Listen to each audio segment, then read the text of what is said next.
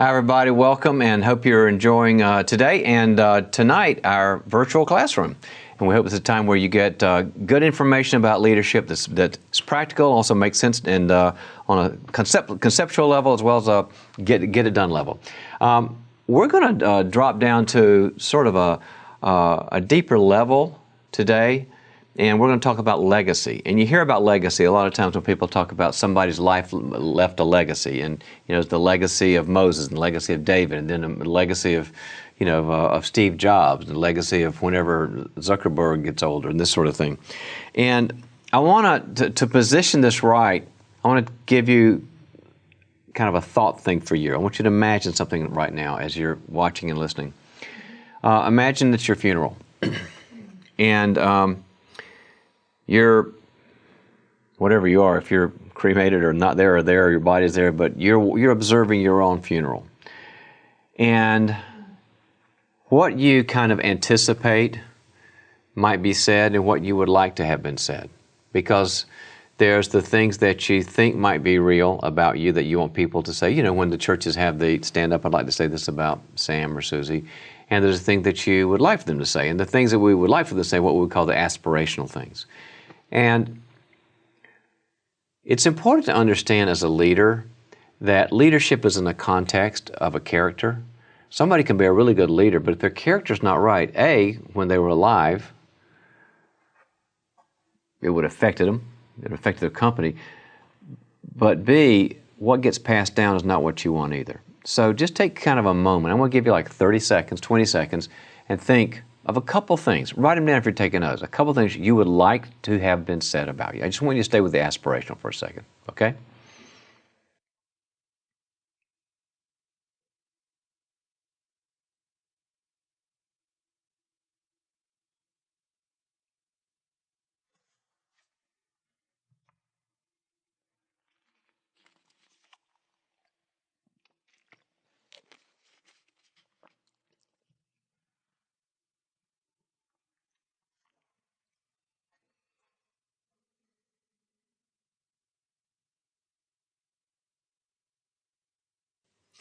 All right. Sort of a kind of a sobering moment to think about your death and that there's an eventuality and all that, and that's important. You know, David Brooks, the author, writes about he writes about character and integrity, and he writes that there are the resume virtues. They accomplished this. They built this organization. They were on these many Time magazines covers. That's what he calls the resume virtues. And then he has what's called the eulogy virtues. And the eulogy virtues are more about what's inside you, the way you impact people, the way you are inside, the way that your values and the way you operate in life are, and your stances and your orientations and what's important, and the impact you have on family, friends, people in your job market and all that sort of thing. And obviously, we spend probably way too much time working on the resume values. That's Brooks's point. We spend too much time working on the resume virtues.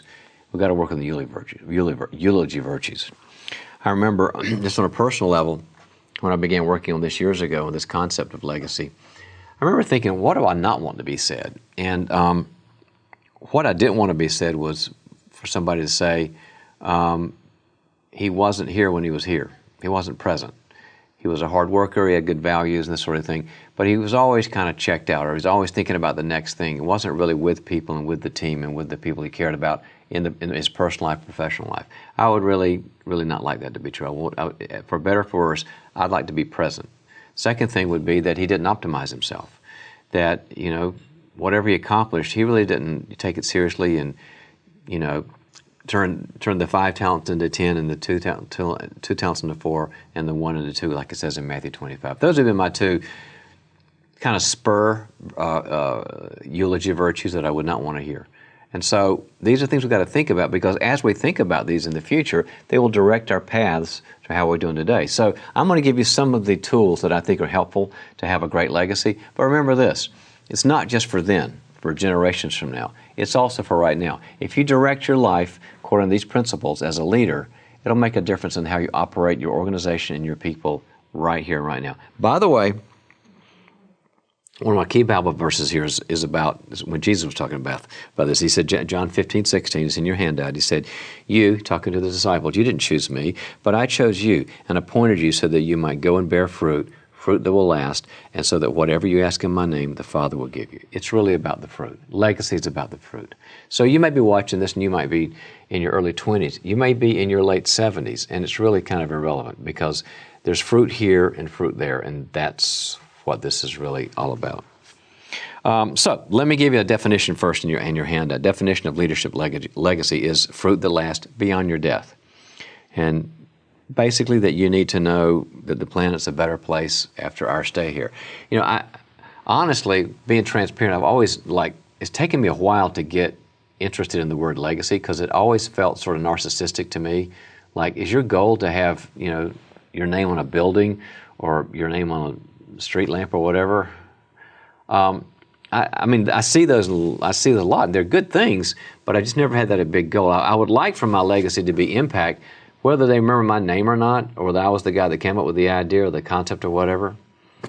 That's not a big deal. I mean, I hope that the fruit just makes people's lives better, leadership better, organizations better, 501c3s better, corporations better, family-owned businesses better, churches better. So I'm not big on the name part of legacy. I'm much bigger on the fruit and impact part of legacy. That's sort of a values judgment I've got. And I'll give you an example also of somebody who is a legacy in my life, and you don't even know him. I doubt that 2% of who was watching this knows this person. His name is Roy Moss, M-A-A-S, Roy M-A-S, Moss. When I was got out of NC State, out of college, and then I moved to Dallas, or actually Fort Worth, Texas. I got a job at a children's home, Lena Pope Children's Home. And it was a cottage system where kids who came from incompetent families stayed. And, you know, I was a 23-year-old substitute father for 7 difficult boys. You can imagine that was just a wonderful experience. I'm not talking about me. I don't think I was very good for them either. But my boss, his name was Roy Moss. He was my supervisor, and he was an expert at children. And he taught me so much. And I'm a different guy because of him, and he's passed away now. But my best memory of him was he was big on training. Got to get training. So he and I would go to Austin, and we'd go to San Antonio and Houston to go to all the child care trainings we could go to find out how to be the best research on being a good child care worker. And we were at one of the conferences, some hotel, and we're walking around, and he's going to be doing a breakout. He's going to speak and all this. And so we saw all the other CEOs of all the child care groups in the state and the region, and he stops and he says, "Look at that! Doesn't that bother you?" And I went, "What are you talking about? Does what bother me?" He says, "All of these people, all these CEOs, they gave their talk at their workshop." I said, "Yeah, we went to their workshops. It's good stuff." He says, "Now they're going to other people's workshops." I said, "I know, that's what we do. I wasn't when I was 23. I said, "Yeah, you give your workshop and you watch other people." He goes, "Where's their notebook?" And I said, "What?" He goes, "Where's their notebook when they're not speaking? They're walking to other people's breakouts and workshops, and they're not bringing a notebook." And I got it. He was saying, they're not serious about learning. And I went, "Okay, I get it. That's a problem." He goes, "Don't you ever be that way." He says, "I write notes on every conference I go to and every workshop I go to." And I've been an inveterate note taker since then. It's done me well. So thank you, Roy Moss. That's your legacy to me. I just want to kind of shout out to a guy like that. So here's the things to be aware of. The critical aspects. Letter A, live as someone who's going to die. Just a fact. We're in a post-Genesis 3 world, right? And you're going to die. Now, we can all kind of give lip service to that. Sure, I understand that. But leaders have a problem. And our problem is that we tend to be more high-performing and more high-functioning for whatever reason, giftedness or hard work or development or growth. And there's sort of I would call it a stance of invulnerability, like Superman, except for kryptonite, right? Invulnerability. We tend to think, I'm pretty healthy and I got a lot of energy, I got great ideas, I like my life, and I get support. And we can forget, with that stance of invulnerability, because we feel good at this age or where we are in our business and our organization, it's not going to be over. and it doesn't help. That's why I love, sometimes you see that gift on Amazon or wherever where you put the day you're going to die on, and it has a big digital and it says you've got this many years, this many hours, this many seconds. I kind of like that, not as something that's going to be a depressant or anything like that, but just to realize that, like the Bible says, our days are numbered and we only have X amount of them. And it'd be like in a strategic plan where you've got to have 3 years to get something done in your business, and here's what's got to be done in year 1 and year 2 and year 3. And if we don't get it done by year 3, the market will have changed and opportunities have gone away, windows have opened, windows will have closed. And so the strat plan has got to be effective by year 3, otherwise all this is out of it's not worth it. It's the same thing with my life and your life. I've got to remember your age and what the smart insurance people, actuarial people say, here's the time, give or take whatever God does, that you're going to die. I've got this much time left.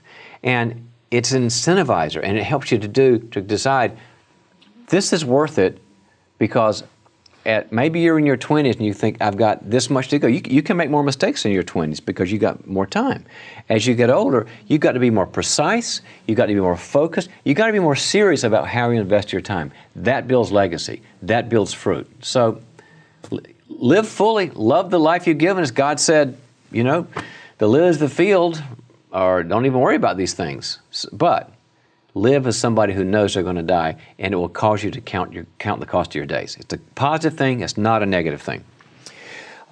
Second, consider those you want to help and impact. I've always found it helpful in an organization when I'm consulting with a company, or even in my own companies, to put a face on the client. If it's Acme paper clips, well, what is that? You want to sell 10 billion Acme paper clips, but who's going to pick them up? An executive, a store manager, a mom, a dad, a kid who's in school, and think about how they're going to use that.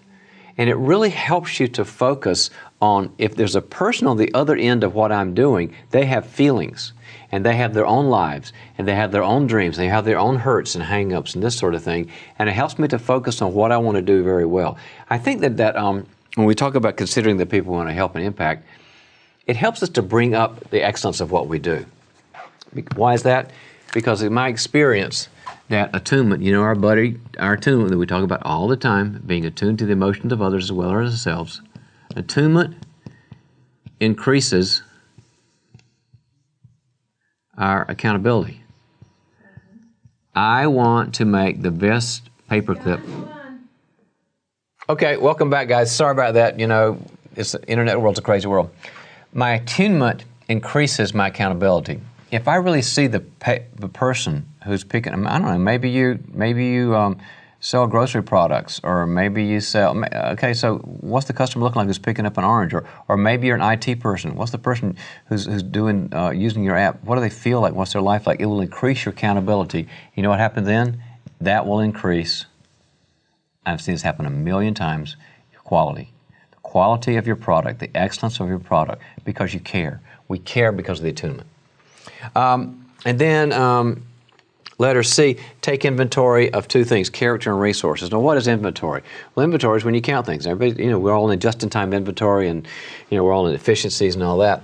And it's the same thing. Like, well, in the time I've got left, what are the two things I have? Well, we know that we've got God and His Word, and we've got all this, these kind of great things for us. But it comes down to inside me, I've got my character, which is what is my capacity to grow. Now, what does this bring us back to? This brings us back to the whole idea of the tree of growth in Luke 13 in the parable of the barren fig tree. How am I doing in need-based relationships? How am I doing my differentiation? Am I saying no when I need to? How am I doing integrating the negative so I can deal with negative things and I don't get, I don't get tackled by the judge? And how do I deal with failure in other people? And the last one about adulthood. How do I know that I've got my talents and my missions and I feel like a grown-up? So I've got to take inventory of that, and I've got to grow those pieces. I don't want to ignore my character. Why do you think we had you go through those 9 days of process group, or those 9 process groups, and talk to all about those stuff? Because we don't want some really smart leaders out there whose character is, just awful and lunatic and crazy and dysfunctional. We want you to have great character. And the second thing is the resources. And the resources, things like your time, your energy, your relationships, money, how much time I've got, how much energy I've got, the relational support I've got, the money I've got, and also where do I get data? Where do I have lots of information and research and this sort of thing. So if I do this, then I'll be able to focus what I'm supposed to do in my life better. If I understand I've got to be a growing person and I've got to take stock of my resources, you might look at this and go, I just tried to start 4 businesses. I'm crazy. I can't do it. I don't have the time. Great. They just helped you because you took inventory. Or you might say, there's a passion I've got to make my company grow, 18% every year for the next 10 years. Well, what have I got to do? What kind of person have I got to be? What kind of leader have I got to be to listen well and structure well and envision people? But also, what have I got to do in here? So take inventory. That pays. It really pays off. Letter D, create a legacy vision. I'm a big person. I'm a big vision fan because I've seen how visions can keep people going when times are hard. So we've all got, hopefully, in your work here at the Institute, you've got a vision for yourself as well as whatever your job is, or I believe there needs to be a professional vision as well as a personal vision, but I think the personal vision needs to be above the professional vision. With me, that's what I've got is, why am I here on the planet, and then what has my work got to do with it? That's the professional vision. But a legacy vision is very similar. It's just how it plays out after I'm dead. Like mine it's very tied into my own vision, is that I would like to see in the succeeding years after I pass away that leaders and organizations and individuals are helped by the growth principles that I teach from the Bible, whether they are explicitly stated in the Bible as being the Bible or not, because I work with a lot of non-Christian firms too. But they're from the Bible. And I feel like it's been a good run in succeeding years if that's what happens. So write it down. Write it down because it'll motivate you and help you with this. There's the impact later in life. Engage fully in today and tomorrow. Now, remember I mentioned lilies in the field that Jesus talked about in his parable about how they don't worry about things. There are 3 time periods, right? There's our past, and then there's our present, where we are now, and there's our future. And I'm kind of talking to those of you who tend to be a little more OCD and a little more anxious and a little more anal retentive and driven. You will tend to live more in that future, especially with this talk, like I got to get all my act together, it's all about legacy and this sort of thing. And don't do that, because God gave you a past to understand and learn from and have great memories from and have great lessons from and to value that past. He also gave you a present, which is where we live right now. And that's where mindfulness comes from, and smelling the roses and having great relational experiences and people that you are tuned to, that are tuned to you, great worship experiences and hearing the voice of God, and working out and going to see great shows and movies and having killer dinners and all that sort of thing, and being with your kids or your friends and all that. So engage today and tomorrow. Don't get out of balance there. Be forgiven and forgive. Well, we know that's kind of a universal of health. Jesus has been talking about that since Matthew 5. What's that got to do with legacy? It's basically a neurological principle. The person that I have not forgiven still runs my life. They still drive my life. They haunt me. I transfer my hurts of what they did onto other people. I think about them. I'm embittered. Or if I never go through the forgiveness process, if I just say, "Oh, I forgive them. God says forgive them. Goodbye." Well, no, you've said the words, but you haven't gone through the healing you need to forgive.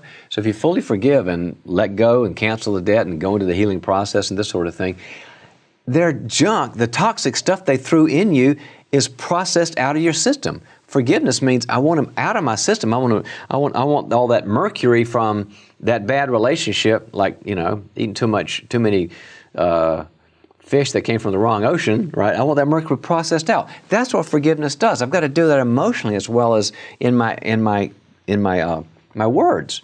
And I've also got to be forgiven, because the things that I don't bring out to the light and talk about, I'll always be, slowed down by and stuck by. That's why we have that dynamic in the Bible of forgiving and being forgiven. It says in James 5:16, it says to confess to one another that you may be healed and bring things to the elders.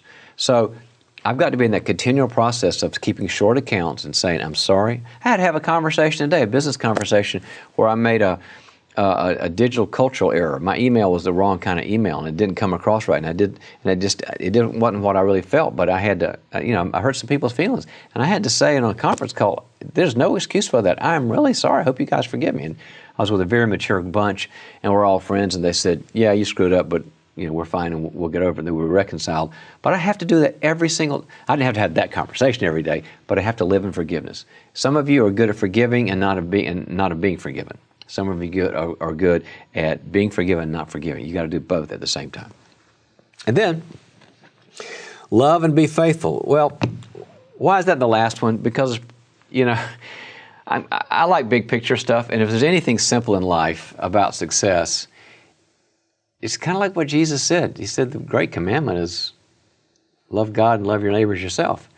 And then that's the love part. And then if you go to things like, Micah 6:8, where it says to walk humbly with God and to do justice and love mercy, all the way through the Bible, there are these two columns. Let's call them columns for success. And one is love and relationship with God and others, and the other is faithfulness in your doings, in your task. This has got to do with the right behaviors, the right structures, the right organizations, the right paths. This is the doing part of life we're supposed to be faithful in. This is the loving part of life that we're supposed to be connected in. You really can't go wrong. And if you're consistently, not perfectly, but loving and every day thinking, am I loving God and other people? And also, am I on the right path to be faithful to what I've called to? Or I'm kind of ADD and starting all over again and getting diverted. If I give up the ADD and I'm just pretty much consistent as much as you can be as a human, my legacy is going to be there. God is not wasting time. God is an investor of time. We see all the way through the Scripture how important time is to Him.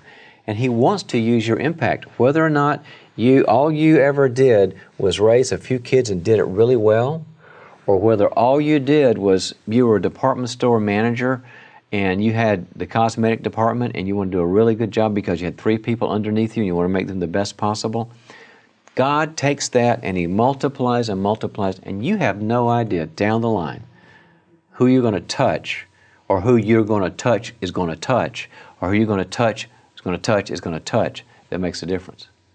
One reason I'm here is because a guy you never heard of is Roy Moss. He had no idea what's going to happen with my life and all that, but he was loving and he was faithful. So that's the message. We all need legacy. Take some of these steps and go after it. And it's a really good ride, guys, whether you're in your 20s or in your 70s or 80s. Okay? Hope that was helpful.